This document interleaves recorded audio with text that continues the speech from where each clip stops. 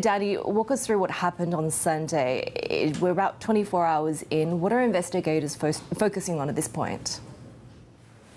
Well, we saw this spectacular footage that showed the immediate part of the accident, and that was quite unusual to see the plane sliding on its belly with its wheels not deployed and crashing into the embankment, and this fiery wreck that emanated from it. And so, this is a key piece of a clue of evidence that will help investigators try to unfold what happened.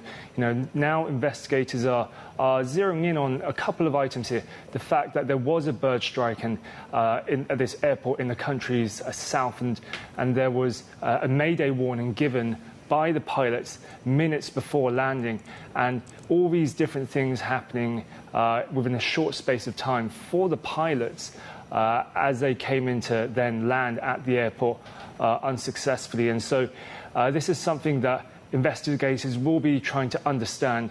Did something happen related to the bird strike? Was there something going on in the cockpit? Or was there something wrong that subsequently happened with the aircraft? And so by this very nature, this crash was spectacular given what was being filmed at the time. And so this is clearly quite devastating for a crash towards the end of the year. The worst crash in the country that has taken place ever now. That footage certainly is shocking and devastating, as you say. And, Danny, there's been a spate of aviation incidents this past year, over the past few days alone, right? And it comes against this backdrop of quality concerns with suppliers, with aircraft makers. So do we need to talk about the context of the nature of this accident? Yeah, I mean, aviation still remains very, very safe, and particularly when we saw 2023 being incredibly safe. There was no large commercial jet accidents. Yes, now in 2024, we've had a spate of incidents and events, particularly at the start of the year with Japan Airlines, and then with this Alaska Air door blowout, which raised a whole slew of concerns for Boeing. But aviation does remain very safe, and particularly this grim milestone that this South Korea accident, the first crash for Jeju Air involved in this crash, and this being the worst air accident in South Korea now ever.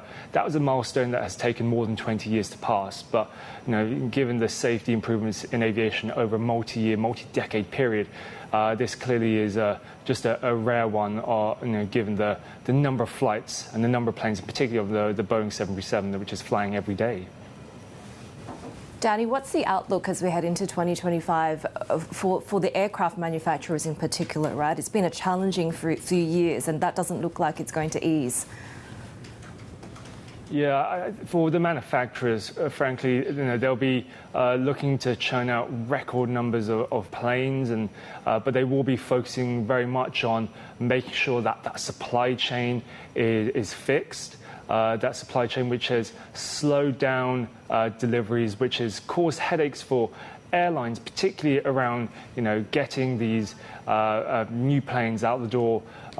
Also, just with complaints around quality and quality control. So these are the kinds of things that the airline industry, the manufacturers will be doing to try and move forward together as we still look to have another very busy year ahead in 2025 when it comes to satisfying that level of demand for travel, which continually edges higher to new records, particularly after COVID, and with more ambitions in the emerging markets.